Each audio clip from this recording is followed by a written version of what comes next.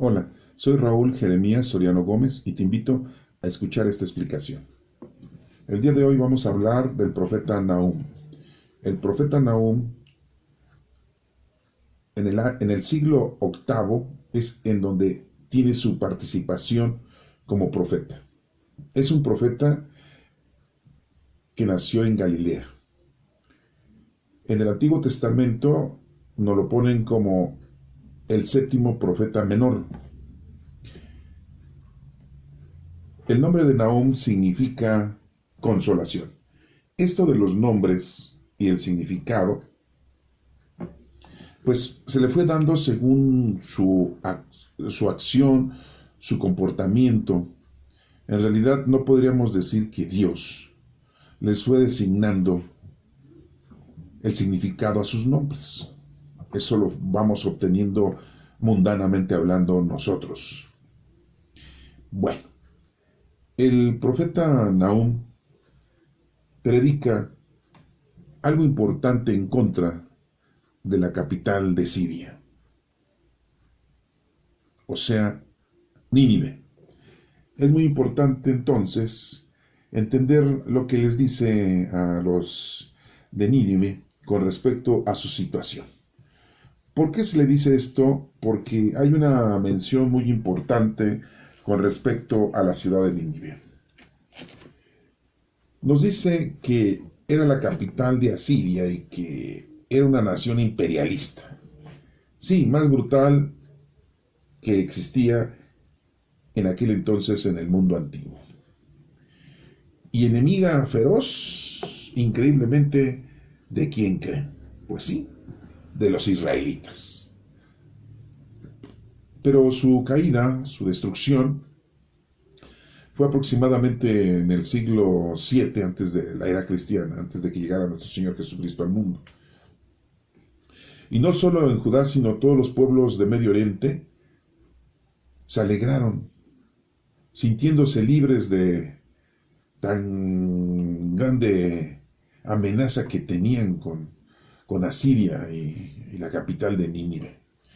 Sí, o sea, era una situación muy difícil poder vivir en esa época cuando Asiria y Nínive eran brutales con los demás pueblos. Pues el profeta, por supuesto, interpreta el suceso como un castigo de Dios, así lo interpretan. Pero ya hemos hablado muchas veces con respecto a este análisis de la palabra castigo. Siempre se nos ha dicho que Dios no castiga. Aquí solamente lo dice de esta manera para que lo podamos entender, que aquella persona o aquellas personas que en el mundo andan haciendo y deshaciendo de una manera equívoca, pues a toda acción viene una reacción. Aparentemente decimos cómo les ha ido bien, son malos, pero les ha ido muy bien en todo lo que emprenden dentro de su maldad. Y pasa un año, 5 años, 10 años, 15 años, 20 años, 30 años, 40 años, y pues nos sentimos así como, pues decir, qué barbaridad. ¿Cómo es posible que sean unas personas tan negativas, tan malvadas, y todo parece que les va muy bien? Pero no, llega el momento en que la situación cambia, y en todo lo que sembraron, que es su equivocación, pues viene la reacción, culmine, y cosechan lo que sembraron, su destrucción. Esto les digo porque, pues aquí vemos que este pueblo era un pueblo difícil y que era causa de que sufrieran otros pueblos esos tormentos de Asiria. Y bueno, pues quiero también comentarles que el profeta nos manda este libro profético como si fuese un lenguaje poético. Nos menciona la historia que es este libro muy brillante, con mucho colorido, porque nos describe el ataque de los carros y la caballería enemiga contra la ciudad de una manera, como les digo, pues como una novela, ¿no? nos usa frases concisas y resonantes, con palabras que dicen que en el original hebreo parecen escogidas para imitar el estruendo de carros, ¿sí?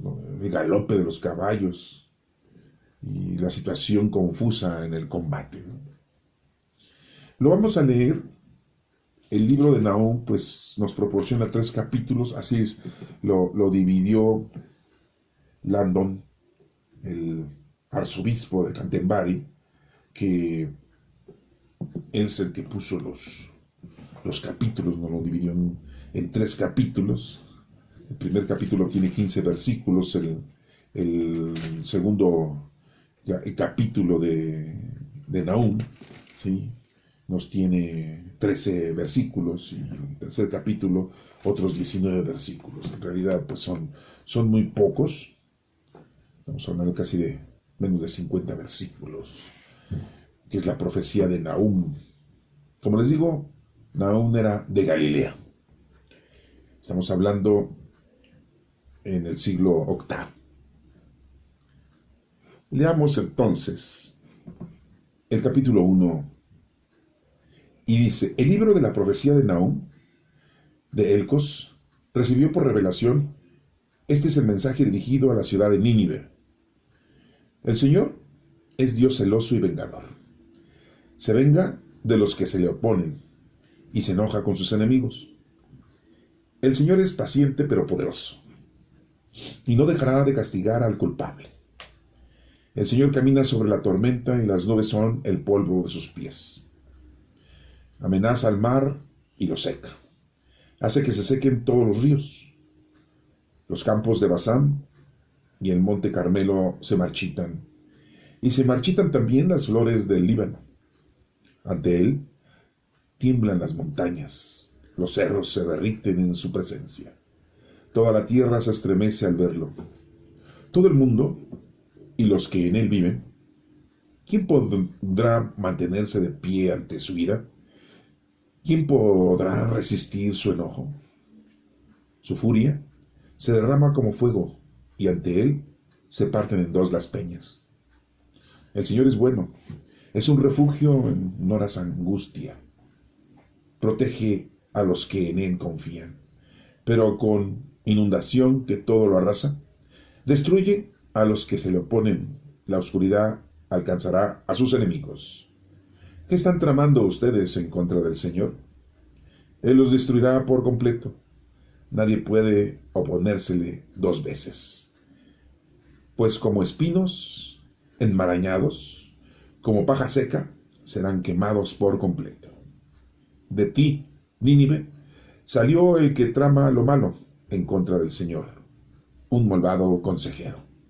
Por eso dice el Señor a su pueblo: aunque los asirios sean fuertes y numerosos, serán destruidos y pasarán. Yo te he hecho sufrir, pero no te haré sufrir más. Haré pedazos el yugo que tienes encima y romperé tus cadenas. El Señor ordenó respecto a ti, rey de Nínive: no tendrás descendientes que continúen tu nombre. Del templo de tu Dios destruiré los ídolos y las estatuas, y allí te voy a enterrar porque eres despreciable. Miren, ya viene sobre los montes el mensajero que trae noticias de paz. Celebra tus fiestas, Judá. Cumple tus promesas. Nunca más te invadirán los malvados. Han sido destruidos por completo. Capítulo 2. Nínive, el destructor, marcha contra ti. Monta tu guardia en la fortaleza, vigila el camino. Ciñete la espada, reúne tus fuerzas, porque el Señor va a restaurar el orgullo de Jacob y el orgullo de Israel, como era antes de que lo saquearan y lo dejaran como vid sin ramas. Rojo es el escudo de sus guerreros y rojo el uniforme de sus ejércitos. Están listos para el ataque. Sus carros parecen de fuego, sus caballos se impacientan. Los carros corren con furia por las calles, van de un lado a otro de las plazas. Son como antorchas encendidas, pasan como relámpagos. Llama el rey a sus oficiales y ellos atropellan. al correr a la muralla, al parapeto ya preparado. Se abren las compuertas del río y el palacio se viene abajo. Al destierro llevan a la reina. La acompañan sus criadas, que gimen como palomas y lloran golpeándose el pecho. Como el agua a través de un dique roto, así huyen los habitantes de Nínive. Deténganse, vuelvan, les gritan, pero nadie vuelve. Roben la plata, roben el oro, las riquezas de Nínive no tienen fin. Destruida, desierta, desolada, así está Nínive. Los corazones se deshacen de miedo, tiemblan las rodillas, a todos les faltan las fuerzas y los rostros pierden el color. ¿Qué queda de la cueva de los leones? ¿De la guarida de los cachorros de león? Allí, los leones y sus cachorros se sentían seguros. No había nadie que los espantara. Mataba el león a su presa, la repartía entre la leona y sus cachorros, y llenaba de rapiña sus cuevas. El Señor Todopoderoso afirma: aquí estoy contra ti. Voy a quemar tus carros de guerra y a convertirlos en humo. Voy a matar tus cachorros, acabaré con el robo que hay en tu tierra, y no se oirá más la voz de tus mensajeros. Capítulo 3. Ay de ti, ciudad sanguinaria, llena de mentira y violencia. Tu rapiña no tiene fin. Chasquido de látigo, estruendo de ruedas, galopar de caballos, carros que saltan, carga de caballería, brillo de espada, resplandor de lanza, miles de heridos, montones de muertos, cadáveres sin fin. La gente tropieza con ellos. Y todo por culpa de las prostituciones, de esa ramera llena de gracia y hermosura, maestra en brujerías, que con sus prostituciones y hechizos embaucaba a pueblos y naciones.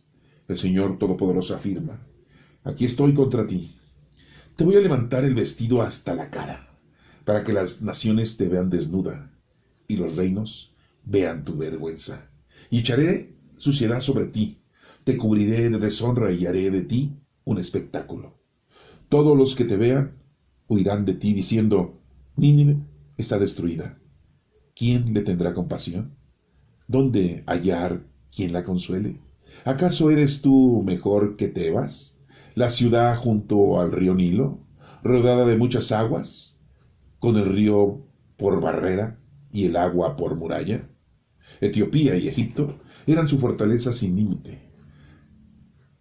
Los de Fut, los libios, eran sus aliados. Sin embargo, Tebas fue llevada al destierro. Sus niños fueron estrellados en las esquinas de las calles. Sobre sus nobles se echaron suertes y sus caudillos fueron encadenados. También a ti te van a emborrachar. Aturdida, te esconderás buscando refugio de tu enemigo. Todas tus fortalezas son como higueras, cargadas de higos tiernos que caen si las sacuden en la boca de quien las come. Tu ejército parece formado de mujeres. Las puertas del país están abiertas para el enemigo. El fuego ha destruido tus cerrojos. Prepara agua para que pueda resistir el sitio. Refuerza tus defensas. Métete en el lodo. Pisa el barro. Toma el molde de ladrillos.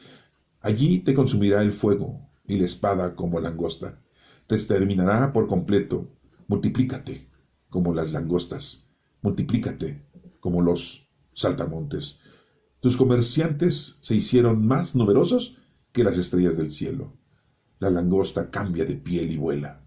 Tus guardianes son como langostas, y los encargados de reclutar tus tropas son como nubes de insectos. Cuando hace frío, se posan en las paredes.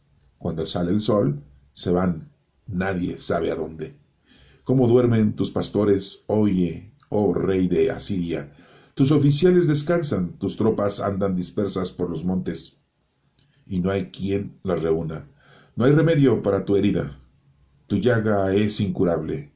Todos los que oyen tu desgracia aplauden de alegría, pues, ¿quién no sufrió tu maldad sin fin? Esta es palabra de Dios. Te alabamos, Señor. Bueno, pues acabamos de escuchar, acabamos de leer estos 3 capítulos en donde, pues como yo les había dicho, hay una forma poética en que el profeta Nahum nos lleva a una información en la que el pueblo de Nínive, el pueblo de Asiria, va a ser destruido. Y como les había yo mencionado,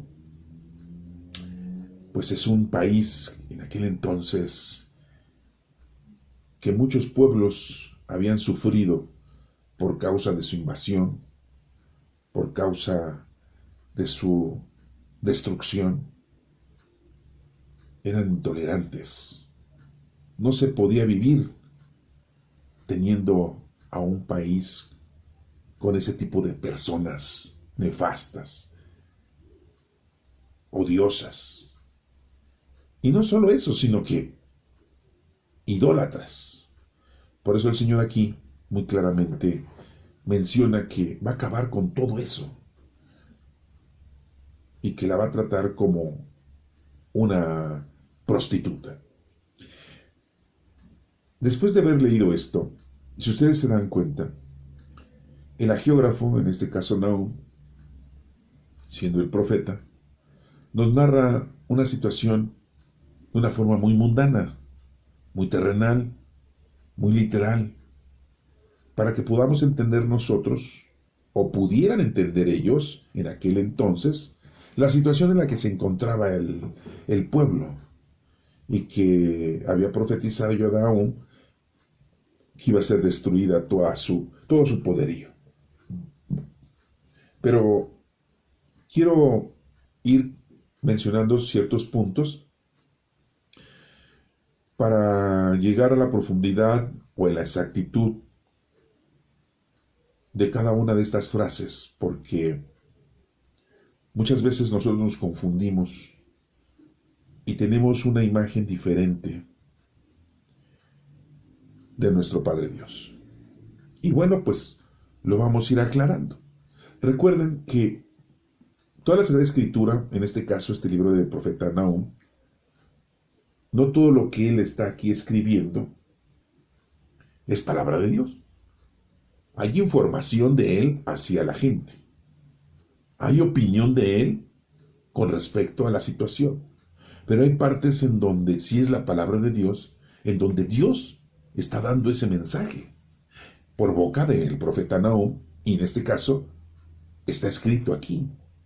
Y lo vamos a poder visualizar y entender en qué momento está hablando Dios. ¿Qué es lo más importante?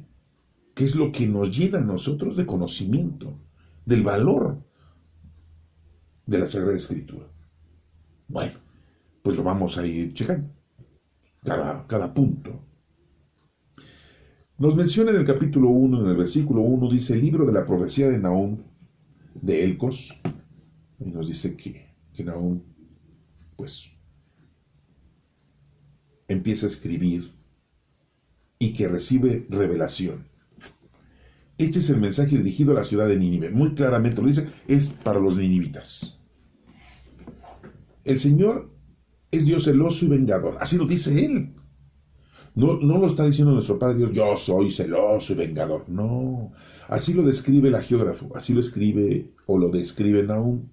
El Señor es Dios celoso y vengador. Así lo describe Él. Se venga de los que se le oponen. Así lo está diciendo Él. Pero no es que Dios sea vengativo. Él lo da a entender de esa manera para que la gente entienda que están mal y que de alguna manera pues, le tengan miedo a nuestro Padre Dios. Pero Dios no es vengativo. Y se enoja con sus enemigos. Dios no tiene enemigos, porque si tuviera enemigos Dios, entonces dejaría de ser todopoderoso. Pero así le está diciendo, ¿por qué? Porque Dios había escogido al pueblo de Israel, su pueblo escogido, para manifestarse, para darse a conocer, a que todo el ser humano entendiera que hay un solo Dios verdadero. Ellos son los que nos debían de traer la manifestación correcta y exacta y precisa de que nuestro Padre Dios es el Todopoderoso, es el Creador, hoy es nuestro Padre. Gracias a nuestro Señor Jesucristo, que por medio de Él le podemos decir Padre nuestro. Y bueno, entonces el Señor pues no puede tener enemigos por el Todopoderoso. Si tuviera enemigos, entonces diríamos, pues no es todopoderoso porque tiene enemigos. Pues no, no cabe ahí. Por eso les digo que es importante ir analizando estos puntos para que no caigamos en el error. Y entonces, es que Dios es vengador, entonces se acepta la venganza. Es que Dios se enoja con sus enemigos. Dios tiene enemigos. Los enemigos de Dios son el demonio y los malosos. No. Así lo dice el hagiógrafo, así lo dice el Nahum, el profeta, para que la gente vaya entendiendo. Acuérdense que esto pues son en el siglo 8 antes de Cristo, ¿no? Casi 800 años antes de Cristo. Estamos en el 2021, imagínense, hace más de 2800 años de esto, aproximadamente. Y aún tenemos esta explicación. Entonces tenemos que irla entendiendo de esta mejor forma. El Señor es paciente pero poderoso. Sí, les digo, pues, Dios es todopoderoso. Y no dejará de castigar al culpable. Volvemos a ese punto. Castigar. El ser humano se castiga solo en el momento que te alejas de Dios. Empiezas a hacer cosas erróneas y equivocadas. Entonces, a futuro, esas cosas equivocadas y erróneas son las que te van a provocar que tú seas destruido, que tú tengas problemas, que tú tengas tristeza y sufrimiento. A una acción viene una reacción. Pero si tú tienes una acción y estás con el Señor, de la mano de Dios, pues vas a cosechar cosas benévolas. Y no va a haber sufrimiento, ni dolor, ni enfermedad, ni tristeza. Porque si estás haciendo una acción benévola, vas a tener una reacción benévola. Si siembras bien, tu fruto y cosecha va a ser buena. Pero si tú siembras mal, tu fruto y cosecha va a ser mala. Dios no puede castigar, pero lo tiene que decir el hagiógrafo, el profeta en este caso Nahum, para que tú lo puedas entender, porque era la forma de cómo hacerle entender de una manera doctrinal a la gente que se estaba portando equivocadamente. Entonces la gente decía, entonces está mal que yo haga esto. Sí, y entonces es que si no lo haces así, Dios te va a castigar. Ay, no, entonces por temor, y entonces lo hacen. Pero el hagiógrafo lo dice, aquí no dice, Dios no dice, yo soy celoso, y soy vengador, ¿no? Y me enojo con mis enemigos, ¿sí? Y no los voy a dejar de castigar al culpable, ¿sí? No, lo está diciendo el hagiógrafo, lo está diciendo el profeta, con su forma, sus palabras. Acuérdense que Dios le permite al profeta, con sus propias palabras, transmitir el mensaje, para que lo entienda la gente. El Señor camina sobre la tormenta y las nubes son el polvo de sus pies. Una forma metafórica, una forma muy poética, ¿no? El Señor camina sobre la tormenta, ¿sí? Y las nubes son el polvo de sus pies. Amenaza al mar y lo seca. Hace que se sequen todos los ríos. Los campos de Basán y el monte Carmelo se marchitan, y se marchitan también las flores del Líbano. Pues nos da a entender que Dios tiene el poder de hacer y deshacer en la naturaleza, porque Él es el Todopoderoso. Ante Él tiemblan las montañas, los cerros se derriten en su presencia, toda la tierra se estremece al verlo. Pues Dios es el dueño del mundo. Todo el mundo y los que en Él viven. ¿Quién podrá mantenerse de pie ante su ira? Aquí menciona otra. ¿Quién podrá mantenerse de pie ante su ira? Dios no tiene ira. Porque sí, se nos ha mencionado que la ira es uno de los pecados capitales. Entonces, si Dios tiene ira, entonces tiene un pecado capital, ¿verdad? Pues no. Es que no podríamos hablar nosotros de una ira de Dios, de un enojo de Dios, que Dios se enoja con nosotros. Ay, porque estamos haciendo y deshaciendo, y ya se enojó con nosotros, ¿no? No. Entonces ya no sería todopoderoso. El ser todopoderoso es que eso, esto de la ira es una forma mundana que tiene el hombre. Y lo dice así el escritor Nahum, el profeta. Pero Dios no es un ser humano. No tiene los sentidos que nosotros tenemos. Porque no es un ser humano. Una simple vida humana, ¿no? Es el todopoderoso. Pero lo tiene que poner así, Nahum, para que lo entienda la gente. A lo mejor la traducción de la palabra ira era otra. Y así nos lo traducen a nosotros, ¿no? La molestia, ¿no? ¿Quién podrá mantenerse de pie ante su observancia, ante su presencia, ante nuestro Señor? Pues nadie. ¿Qué le dijo a Moisés? Y viendo que Moisés en la zarza estaba pensando que estaba hablando con Dios, pues es el Espíritu de Dios. Y Dios le dice, quítate las sandalias porque donde estás pisando es tierra santa. Es lugar santo. No necesitas cubrirte los pies. Bueno. ¿Quién podrá resistir su enojo? Vuelve a decirlo a Nahum, ¿no? ¿Cuál enojo? Dios no se puede enojar. ¿Sí? Es todopoderoso. Si Dios se enoja, entonces tiene sentidos como humanos. Unos dirán, pues no, que estamos hechos imagen y semejanza de Dios. Sí, imagen y semejanza de Dios, pero de una forma espiritual, no humana. ¿Sí? Ahí está la diferencia, ¿eh? ¿Quién te dijo que era una imagen y semejanza humana? Es espiritual, porque ahora nosotros tenemos al Espíritu Santo dentro de nosotros, somos templos vivos del Espíritu Santo y somos creación de Dios, tenemos un alma de vida. Por eso somos imagen y semejanza de Dios, pero en ningún momento está diciendo que somos imagen y semejanza de Dios, porque Dios tiene 2 orejas, tiene una nariz, tiene 2 ojos, tiene una boca, tiene 2 brazos, tiene 2 manos, tiene 2 pies, tiene 5 dedos en cada mano. No está hablando del cuerpo humano, está hablando de la vida, del alma, del Espíritu Santo, del Espíritu que está en ti. Su furia se derrama como fuego y ante él se parten en 2 las peñas. Su furia, ¿no? Ay, es que está furioso nuestro Padre Dios, ¿no? Pues no. Sí. Acuérdense de que Nahum lo escribe de una forma humana, para que lo entienda la gente de aquel entonces y lo pueda entender y puedan hacer las cosas de una mejor manera, porque no había, si les empieza a explicar las cosas como ahorita ya las estamos entendiendo, pues no la iban a comprender al 100, como decimos hoy en día. No la iban a entender al 100, iban a tener problemas de entendimiento. Entonces esto es importante aclararlo para que no caigamos en el error de estas palabras escritas de esta forma literal, porque entonces caeríamos en errores de que decíamos, Dios tiene ira, Dios tiene enojo, Dios se venga, ¿sí? Dios es castigador, ¿sí? Imagínense, no, pues cualquiera, ¿no? Y como les digo, si con el simple hecho de que Dios tuviera una de esas sensaciones que como humanos nosotros tenemos, pues entonces sería como nosotros, ser humano, ¿sí? Y pues no podemos entenderlo de esa manera, ¿eh? El Señor es bueno, es un refugio en horas de angustia, protege a los que en Él confían.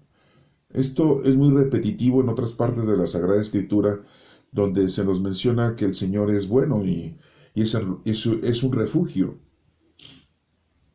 Protege al que en Él confían. Pues sí, como les menciono, si estamos con el Señor y estamos siempre con Él, nuestra vida, nuestra situación va a ser otra. Pero si estamos alejados, veremos que nos está yendo muy bien, somos muy felices, estamos en el planeta Tierra y hasta sentimos que la hacemos nosotros solos y el poderío que tenemos, la riqueza que tenemos, las satisfacciones que tenemos, 1, 2, 3, 5 años, 10, 15, 20, 30, no sé. Pero llega el momento en que todo lo que sube cae. Como le está pasando aquí, o lo que les pasó aquí a Siria, a Nínive, ¿verdad? Lo que les está diciendo Nahum. ¿Sí? Y que lo que hemos visto en otras situaciones en el que, pues vemos que otro profeta, no sé si se acuerdan que Jonás, por eso huye de la presencia del Señor, porque dice, pues como Dios es mucho amor, nos va a perdonar. Entonces, ¿para qué voy y les digo? Si al final de cuentas, Dios los va a perdonar, porque Dios es amor. Dios no tiene amor, Dios es amor. Entonces, por eso Jonás agarra y así como que dicen, nah, voy a andar yo predicándoles y llevándoles el mensaje. Pues, entonces, Dios los va a perdonar. Pues miren, aquí lo está diciendo, el Señor es bueno y es un refugio. ¿Y eso qué tiene que ver para que no cumplas tú lo que tienes que hacer? Nada tiene que ver eso. Cumple lo que tienes que hacer y se acabó. Tú no tienes que estar haciendo juicios ni también estar haciendo métricas de que por qué sí, por qué no, porque a él sí y porque a mí no, y él le ha ido muy bien y está siempre en lo malo y ya lleva mucho tiempo y ya está anciano y siempre le fue bien. Sí, pues sí, ya recibió su paga, ¿eh? Cuando se muera, pues no sé, Dios qué le vaya a dar. Eso a nosotros no nos interesa, lo que nos interesa a nosotros es hacer lo que nos corresponde. Lo demás a mí me vale. Así debemos de ser.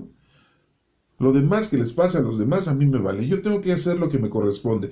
Y todos los profetas, pues esa es su vocación y ese es su objetivo, hacer lo que tienen que hacer. A mí me vale todo lo demás. Ya Dios sabrá. Si lo perdona, pues que lo perdone. Si no lo perdona, pues que no lo perdone. Pues, ¿y qué? Yo me preocupo por mí, por hacer lo que tengo que hacer. ¿Y cuál es?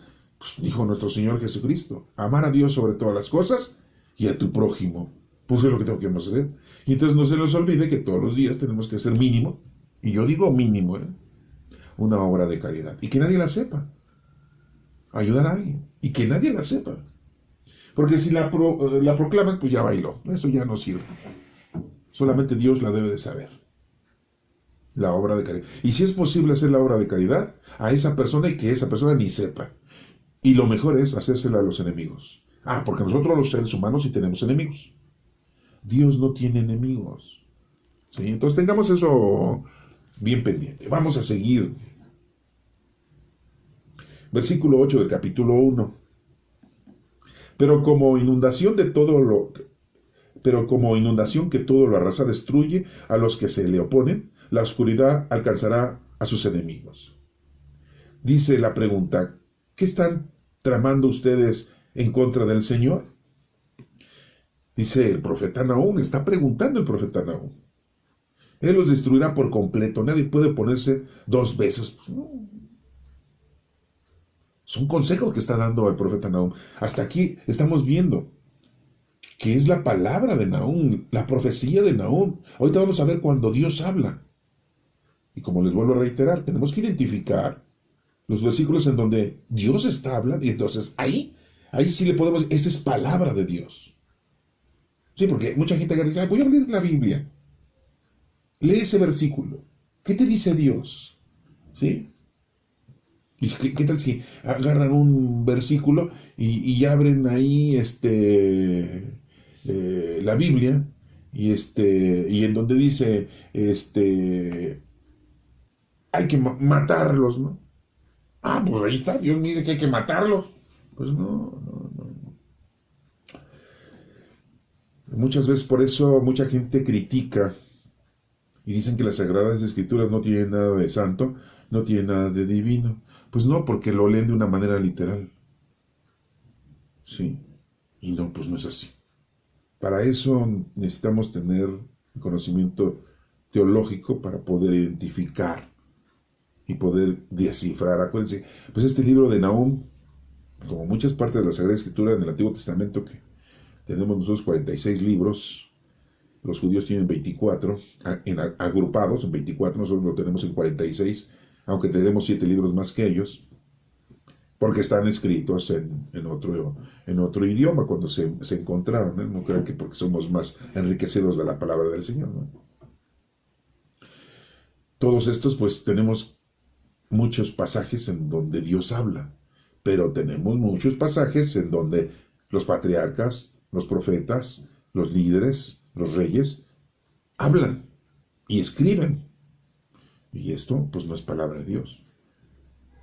Están dándonos una información, nos están dando su opinión, como aquí Nahum está dando su consejo y su explicación. Por eso dice, ¿qué están tramando ustedes en contra del Señor? Él los destruirá por completo, nadie puede oponerse dos veces. Pues como espinos, y pone ejemplos, como espinos enmarañados, como paja seca, serán quemados por completo. De ti, Nínive, salió el que trama lo mal en contra del Señor, un malvado consejero. Por eso dice el Señor a su pueblo. Por eso dice el Señor a su pueblo. Ahí muy claramente lo dice el profeta. Eso es lo que dice el Señor. Entonces, esto que viene aquí en este versículo 12 es palabra de Dios. Aunque los asirios sean fuertes y numerosos, serán destruidos y pasarán. Yo te he hecho sufrir, pero no te haré sufrir más. Esa es palabra de Dios.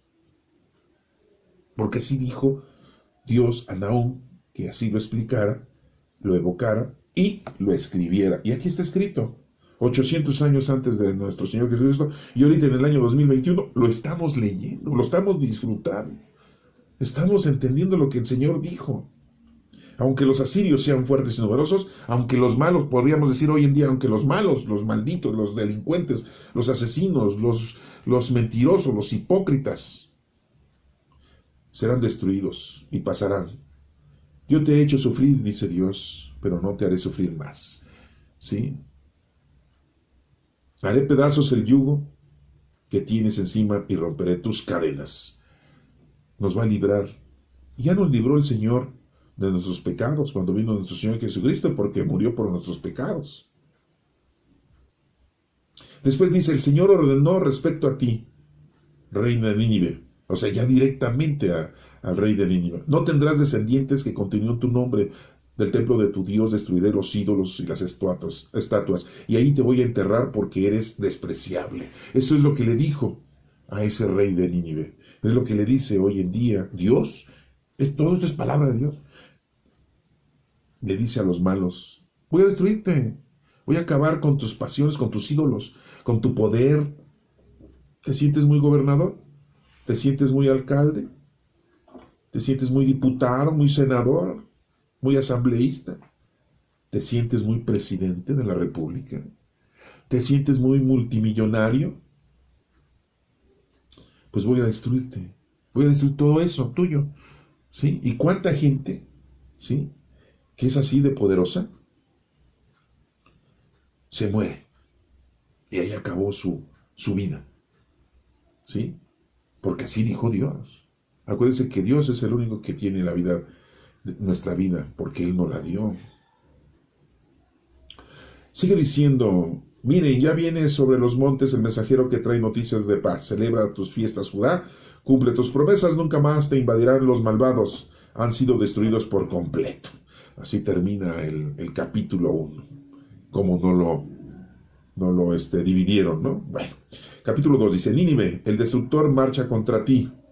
Habla el profeta. Monta tu guardia en la fortaleza, vigila el camino, cíñete la espalda, reúne tus fuerzas, porque el Señor va a restaurar el orgullo de Jacob y el orgullo de Israel, como era antes de que lo saquearan y lo dejaran como vid sin ramas.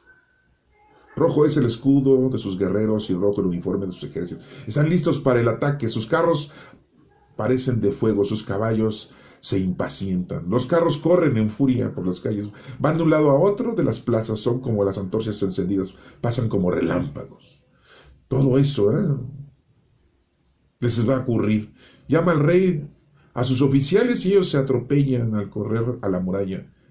El parapeto ya preparado. Se abren las compuertas del río y el palacio se viene abajo. Todo esto es una profecía que Nahum le está diciendo. Sí, de lo que le va a pasar a Nínive, porque llega el destructor. Al destierro llevan a la reina, la acompañan sus criadas que gimen como palomas y lloran golpeándose el pecho. Como el agua a través de un dique roto, así huyen los habitantes de Nínive. Deténganse, vuelvan, les gritan, pero nadie vuelve. Por eso al principio les dije que todos estos versículos son como una forma poética, porque lo escribe de una manera poética. O sea, Nahum era un poeta, un profeta, pero un poeta, pero se escribe de una forma poética. ¿Sí? Léanlo, váyanse dando cuenta. Miren, en el versículo 8 y siguiente dice: como el agua a través de un dique roto, así huyen los habitantes de Nínive. Deténganse, vuelvan, les gritan, pero nadie vuelve. Roben la plata, roben el oro, las riquezas de Nínive no tienen fin. Destruida, desierta, desolada, así está Nínive. Los corazones se deshacen de miedo, tiemblan las rodillas, a todos les faltan las fuerzas y los rostros pierden el color. ¿Qué queda de la cueva de los leones? ¿De la guarida de los cachorros de león? Allí los leones y sus cachorros se sentían seguros. No había nadie que los espantara. Mataba el león a su presa y la repartía entre la leona y sus cachorros, y llenaba de rapiña sus cuevas. Hasta parece que nos está, no sé, diciendo una novela, un cuento. Pues así se sentían en Siria y en Nínive. ¿Sí? Y así se sienten los poderosos hoy en día, en este año 2021. Ni voy a mencionar nombres ni países, porque ustedes los conocen perfectamente mejor que yo. Ah, no, pero se sienten que, intocables. Les voy a decir a una persona que ya murió, que es Fidel Castro, el presidente de Cuba, que es presidente de Cuba, cuando tuvo una reunión con un expresidente de México, y que es muy clásica una frase en donde decía: comes y te vas. Fidel Castro le dijo al presidente mexicano, le dice: entonces, ¿cómo y me voy? ¿Y a dónde me voy? ¿A mi isla? Porque nosotros somos dueños del mundo. Se sienten dueños del mundo los presidentes. ¿Sí? Yo tengo mi isla, es mía. Ahorita tú tienes 6 años y vas a ser el dueño de México. Sí, por eso les digo, no quiero decir nombres ni países. Dije este nombre de este señor, que en paz descanse, cubano. ¿Por qué? Porque él lo dijo. Mi país, mi isla. Sí, su isla, y todos los que viven ahí son, ¿qué? Tus perritos, tus gatos, tus ratones, tus mascotas, ¿o qué? Bueno. En el número 13 dice, ahí volvemos a, el profeta Nahum vuelve a decirnos cuando nuestro Padre Dios habla.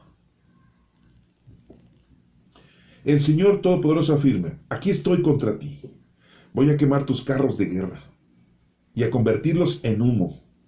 Voy a matar tus cachorros, acabaré con el robo que hay en tu tierra, y no se oirá más la voz de tus mensajeros. Eso es palabra de Dios, porque Nahum lo está diciendo, que el Señor así lo dice, así lo afirma. Capítulo 3 dice: ay de ti, ciudad sanguinaria, llena de mentira y violencia, tu rapiña no tiene fin. Chasquido de látigo, estruendo de ruedas, galopar de caballos, carros que saltan. Carga de caballería, brillo de espada, resplandor de lanza, miles de heridos, montones de muertos, cadáveres sin fin. La gente tropieza con ellos. Y todo por culpa de las prostituciones, de esa ramera llena de gracia y hermosura, maestra de brujerías, que con sus prostituciones y hechizos embaucaba a pueblos y naciones. Así lo está escribiendo Nahum, de una forma poética. Les digo, era un poeta este señor. El Señor Todopoderoso afirma, aquí vuelve a hablar nuestro Padre Dios. Y esa es palabra de Dios lo que viene. Dice: aquí estoy contra ti. Te voy a levantar el vestido hasta la cara para que las naciones te vean desnuda y los reinos vean tu vergüenza. No está hablando de una mujer. Está refiriéndose como si fuese Asiria y Nínive una prostituta. ¿Por qué ha caído en el pecado? Nosotros cuando decimos prostituta, estamos hablando de que, digamos, es una mujer, ahora en la actualidad, pues, decimos que es una mujer que se dedica al trabajo sexual, ¿no? Antes le decíamos sexo servidora, ¿no? Ahora le tenemos que decir que es una persona que que trabaja en lo sexual, ¿no? Sí, no le podemos decir prostituta, no, aquí está escrito, ¿no? Y aquí lo estoy leyendo, pero en la actualidad no podemos decir eso. Nos demandan, sí, nos ponen una multa por estar hablando mal de esa persona. Pero es una comparación. Y como les digo, en la actualidad nosotros agarramos y decimos que una prostituta es una mujer que tiene relaciones sexuales y que cobra por eso. Así lo decimos. Pero en aquel entonces está ahí haciendo de que una prostituta está eso. se prostituyen, no se prostituyen nada más en lo sexual, se prostituyen en todo, ¿sí? Violan todo, violan las leyes, violan las reglas, ¿sí? Violan la moral, violan la ética, ¿sí? Todo violan, ¿sí? Prefieren lo mundano y lo terrenal y los dioses paganos, los ídolos, a estar bien con el Señor. Por eso hace esa comparación. El Señor Todopoderoso afirma, versículo 5, aquí estoy contra ti, te voy a levantar el vestido hasta la cara, para que las naciones te vean desnuda y los reinos vean tu vergüenza. Y echaré su suciedad sobre ti, te cubriré de deshonra y haré de ti un espectáculo. Todos los que te vean huirán de ti diciendo, Nínive está destruida. ¿Quién le tendrá compasión? ¿Dónde hallar quien la consuele? ¿Acaso eres tú mejor que Tebas, la ciudad junto al río Nilo, rodeada de muchas aguas, con el río por barrera y el agua por muralla? Etiopía y Egipto eran su fortaleza sin límite. Los de Fut, los libios, eran sus aliados. Sin embargo, Tebas fue llevada al destierro. Sus niños fueron estrellados en las esquinas de las calles, sobre sus nobles echaron suertes, y sus caudillos fueron encadenados. Todo eso se acabó, todo eso fue destruido. Llega el momento en que todo lo que sube, cae. A toda acción viene una reacción. Tarde, pero hay justicia. Así lo podemos entender. También a ti te van a emborrachar, aturdida te esconderás buscando refugio de tu enemigo. Todas tus fortalezas son como higueras cargadas de higos tiernos que caen si las sacuden en la boca de quien las come. Tu ejército parece formado de mujeres. Las puertas del país están abiertas para el enemigo. El fuego ha destruido tus cerrojos. Esto del ejército que parece formado de mujeres, porque pues, es muy raro que una mujer se dedicara a la guerra, ¿no? Sí. No es como hoy, ¿no? Ya hasta en el pueblo de Israel ya hay mujeres que se dedican en el ejército a defender sus principios, su tierra, su gente, su nación. Pero en aquel entonces pues, las mujeres no formaban parte de ningún grupo bélico. Por eso dice, tu ejército parece formado de mujeres, pues luego les van a dar cranky. Es una palabra vulgar que yo ocupo, ¿no? Luego las van a derrotar. Pues no tienen la fuerza ni el carácter para luchar como una guerra, ¿no? En aquel entonces. Ahorita pues yo no me pongo enfrente de una soldadita israelí porque la verdad sí me da mis 2, 3 zapes y ya me pongo a chillar. Mejor me le hinco y le digo que me perdone, ¿no? Pues sí, porque pues, no inventen. Ya están preparadas para darle cuello a cualquier ser humano. Prepara agua para que pueda resistir el sitio. Refuerza tus defensas, métete en el lodo, pisa el barro, toma el molde de ladrillos. Da consejos, ¿no? Porque la situación está muy difícil para ellos. Ahí te consumirá el fuego y la espada como langosta. Te exterminará por completo. Multiplicaré como las langostas. Multiplícate como los saltamontes. Tus comerciantes se hicieron más numerosos que las estrellas del cielo. La langosta cambia de piel y vuela. Tus guardianes son como langostas, y los encargados de reclutar tus tropas son como nubes de insectos. Cuando hace frío, se posan en las paredes, y cuando sale el sol, se van nadie sabe a dónde. Todos esos consejos está diciendo el profeta Nahum. Y termina diciendo, como duermen tus pastores, oh rey de Asiria, tus oficiales descansan, tus tropas andan dispersas por los montes, y no hay quien las reúna. Han acabado los asirios. No hay remedio para tu herida. Tu llaga es incurable. Todos los que oyen de tu desgracia aplauden de alegría, pues ¿quién no sufrió tu maldad sin fin? Como les digo, Asiria y Nínive pues eran unos lugares en donde todos los pueblos, híjole, sufrían por su opresión, su actitud bélica, su actitud malvada, ¿sí? No tenían compasión.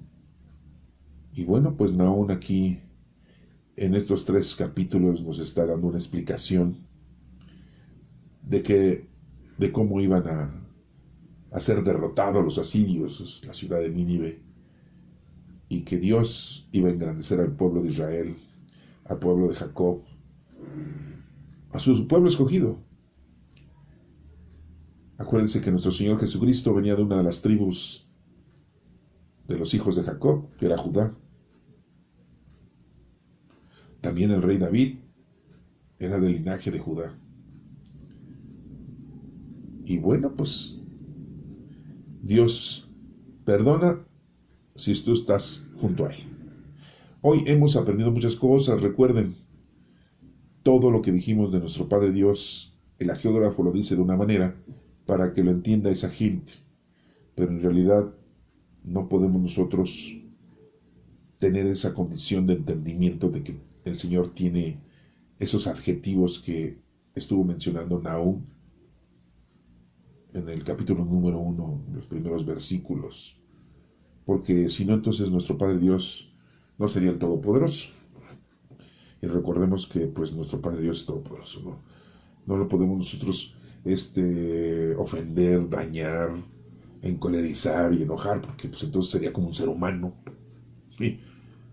Pues no. Nuestro Padre Dios se rebajó en la condición humana, por eso nuestro Señor Jesucristo viene al mundo y se rebaja en condición humana para salvarnos y para después irse después de su resurrección, 40 días después de su resurrección de nuestro Señor Jesucristo, se va al cielo. ¿Y por qué se va? Porque es necesario y nos deja y nos manda 10 días después de su ascensión al Espíritu Santo. Y que lo tenemos ya. Disfrútenlo. Al Espíritu Santo lo tenemos dentro de nosotros. Si ustedes están entendiendo esto, no es porque sean muy inteligentes ustedes, no sean muy capaces de comprender esto, ¿no? Es porque el Espíritu Santo nos está ayudando a que nosotros comprendamos todo esto. ¿Y para qué? Pues para conocer más a nuestro Padre Dios, para amarlo más y para no separarnos de Él, porque Él no se separa de nosotros, nosotros nos separamos de Él, y para que podamos hacer lo que nos corresponde, porque venimos aquí a conocer, amar y servir a Dios. Eso es lo que venimos, ¿eh? No venimos nada más al mundo a nacer, crecer, estudiar y trabajar y vivir el mundo de una manera ordenada. No venimos. Sí. Reproducirte, dejar una herencia mundana y terrenal. No, venimos aquí a dejar una herencia, sí, pero espiritual. Y muy claramente nuestro Señor Jesucristo lo dijo: al César lo del César y a Dios lo de Dios. Vende todo lo que tienes, dáselo a los pobres y después me sigues. El que quiera seguirme, que cargue su cruz y me siga. El que mira hacia atrás y no mira hacia adelante, no puede continuar conmigo. Y muy claramente nuestro Señor Jesucristo: yo soy el camino, la verdad y la vida. Nadie llega al Padre si no es por medio de mí.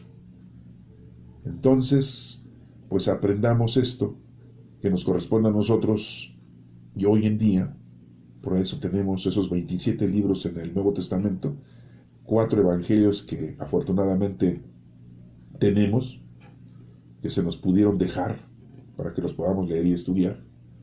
Y ahorita pues estamos corroborándolo esto, todos esos pasajes bíblicos que estamos leyendo y entendiendo en el Antiguo Testamento, y en este caso el profeta Nahum, es precisamente para que nos demos cuenta que antes de la venida de nuestro Señor Jesucristo, Dios Padre tenía una participación muy clara a toda la humanidad y principalmente a su pueblo escogido, sí, a los descendientes de Abraham, ya que la promesa que él había hecho al padre Abraham fue de que vas a tener una descendencia que no se puede contar como no se pueden contar las estrellas. Que Dios te bendiga.